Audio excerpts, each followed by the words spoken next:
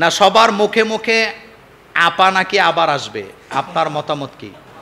শোনেন, একটা কথা বলি, শোনেন, আমি বলি, উনি আসলে কি আমাদের কোনো অসুবিধা আছে? আপনার আছে? আমার নাই। উনি আসলে আমার কোনো কি নাই, অসুবিধা নাই। উনি আসতেই পারেন, উনি এদেশের নাগরিক, উনি এদেশের 4 বারের প্রধানমন্ত্রী, যেভাবেই হোক। কয়বার? উনি আসবেন, এটা ওনার দেশ, ওনার জন্মভূমি, আপনি যাই বলেন, উনি আসতেই পারেন। তবে আমরা তো ওনার না আসা চাই নাই, আমরা শুধু ওনার কাছে কামনা করি আলেমদেরকে যেভাবে লটকাইছেন ভারতের কথা মতো, এদেশের ইসলামকে যেভাবে, আকীদাকে যেভাবে ধ্বংস করেছেন, ভারতের কথা মতো যেভাবে শিক্ষা ব্যবস্থাকে ধ্বংস করেছেন, এই জাতিকে যেভাবে ভারতের গোলাম বানাইতে চাইছেন, এখান থেকে আপনি ফিরে আসেন, আপনার জন্য বাংলাদেশের দরজা খোলা। আপনাকে যাইতেও আমরা বলি না, একদিনও না, দোয়াও করি না, আপনি চলে যান।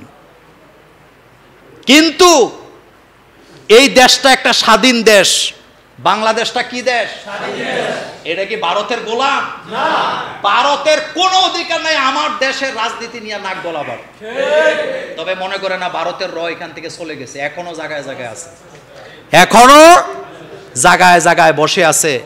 আমরা আওয়ামী লীগ ক্ষমতা থাকলেও আমাদের কোনো অসুবিধা নাই, বিএনপি থাকলেও নাই, যে ইচ্ছাতে থাকুক কোনো অসুবিধা নাই। কিন্তু একটা জায়গায় অসুবিধা আছে, ইসলামের বিরুদ্ধে একটা আইন করা যাবে না।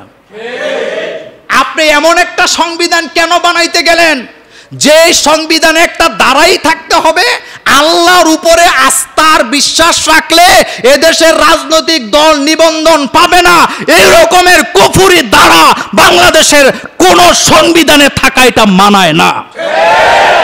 কারণ এখানে 5 বেলা আজান হয়। কয় বেলা? কয় বেলা? লক্ষ লক্ষ কোটি কোটি মানুষ এখানে নামাজ পড়ে কাঁধে কাঁধ মিলাইয়া। আপনার বিবেকে বাঁধলো না? আচ্ছা বলেন তো, আমার আস্থা বিশ্বাস কার উপরে? আল্লাহ পাক হযরতে মুসা আলাইহিস সালাম বলতেছেন, আমি তো আমার আল্লাহর উপরেই আমি ভরসা করব। আমার আস্থা, আমার বিশ্বাস কার উপরে? তা আপনি বলেন তো, আপনি দেশ চালাইছেন, এই রকমের ধারা কি আপনার জন্য বেশি দরকার ছিল? এটা কি আপনার কোনো কাজে আসছে? মাদ্রাসা শিক্ষা ব্যবস্থারে কাটতে কাটতে কিচ্ছু নেই, কিচ্ছু নেই মাদ্রাসা শিক্ষা। আপনি যান, মাদ্রাসা শিক্ষা ব্যবস্থায় কিচ্ছু নাই। এই সিলেবাস দিয়ে একজন আলেম আপনি তৈরি করতে পারবেন না। গত জুমায় আমি বলেছিলাম যে এই সিলেবাস দিয়ে আলেম তৈরি হয় সব শেষ করে দেওয়া হয়েছে। এগুলো কি খুব বেশি দরকার ছিল? একটা কথার জবাব দেন, মাদ্রাসা হলো মুহাম্মদ সাল্লাল্লাহু আলাইহি ওয়াসাল্লামের ঘর, যেখানে ইসলাম আর ইসলামের আকীদা কোরআন হাদিস শেখানো হয়। সেই জায়গায় যারা হিন্দু শিক্ষক বসাইছেন, আল্লাহ তাদেরকে ক্ষমা করতে পারেন না, আল্লাহ ক্ষমা করেন নাই তাদেরকে। আপনি কোথায় ছিলেন তখন? আপনি কোথায় ছিলেন? আপনি চিন্তা করতে পারেন, মাদ্রাসার মধ্যে হিন্দু শিক্ষক প্রত্যেক জায়গায় জায়গায়, এটাকে খুব প্রয়োজন ছিল।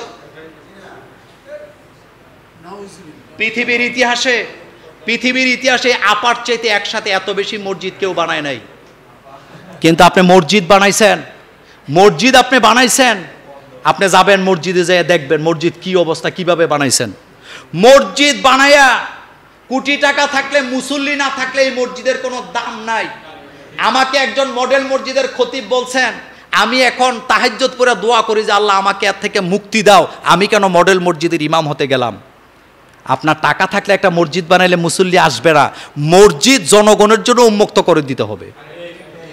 এমন মসজিদ বানাইছেন যেখানে আপনি আপনার লোকেরাই শুধু দোয়া পড়াইতে পারবেন, কিন্তু অন্য আদর্শের লোকেরা একবেলা দোয়া পড়াতে যেতে পারবে না।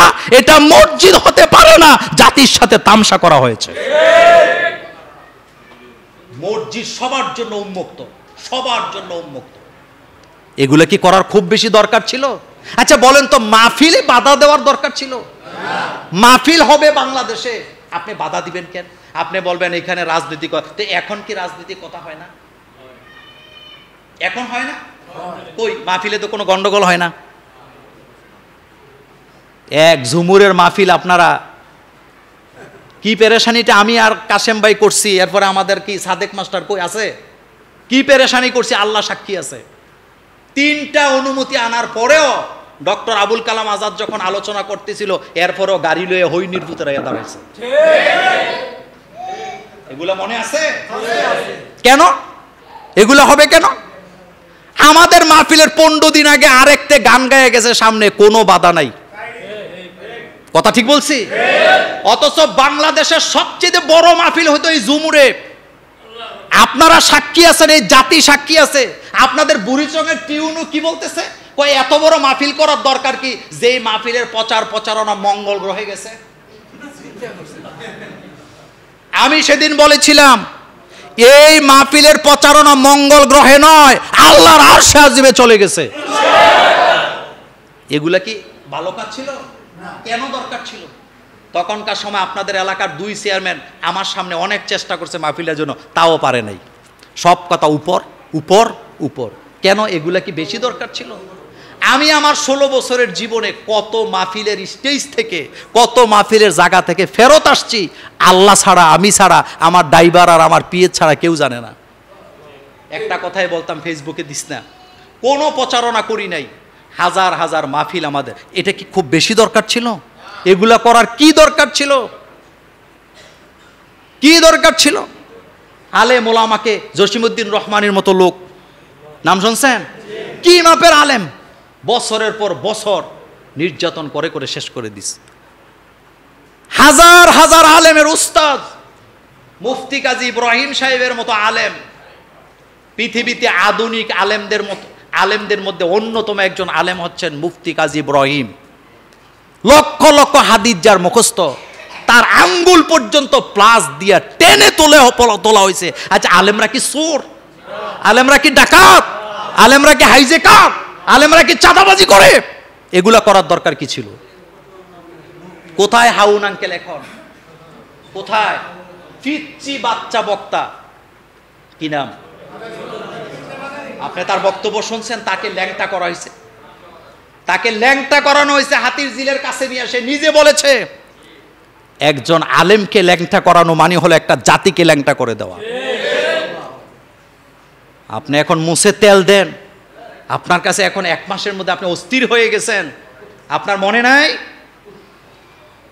যেই দেশের মাটিকে আপনি আলেমদের রক্ত দিয়ে রঞ্জিত করছেন, এদেশের আলেমরা শান্তিতে ঘুমাইতে পারে না, আলেমরাই বলে জঙ্গি। এই পুলিশগুলো এখন কোথায় জানি না, আলেম দেখলে হাতের মুখ বেহা হয়ে যেত।